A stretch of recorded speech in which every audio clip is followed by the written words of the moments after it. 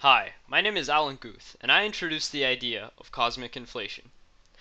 This idea states that the universe explosively expanded space and time in a fraction of a second after the Big Bang. In the next fraction of the second, inflation expanded at a slower pace that continues to this day. However, the twist is that it is accelerating. In the next couple of minutes, I will guide you through the process of inflationary expansion. Here's some background knowledge. The Big Bang occurred 13.8 billion years ago, causing an explosive scaling up of space and time in less than a second.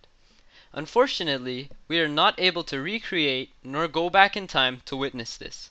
However, we are able to see the CMB, cosmic microwave background, which is like an opaque wall at the edge of the observable universe. The CMB radiation was released around 380,000 years after the Big Bang, which made the opaque wall into a more transparent state. It was at this state where scientists discovered that CMB had uniform temperatures all around. Puzzling, isn't it? This is where things get interesting. If everything about the inflationary expansion is true, this puts the Big Bang theory in a problematic state. The question arose from the previous findings of the CMB. How could points that are far away from each other, which had never had contact, have the same temperature? To explain this, astronomers use a spherical diagram called the observable universe.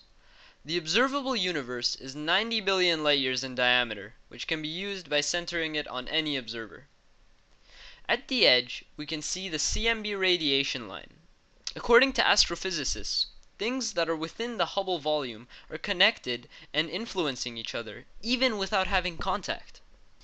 The Big Bang theory has two major flaws it cannot explain: the smoothness and flatness of the universe. Smoothness is when everything in the universe is relatively uniform, and flatness is the shape or behavior of the universe. To determine flatness, astrophysicists use a parameter called omega, which is the universe's density to the critical value required to stop the expansion of space.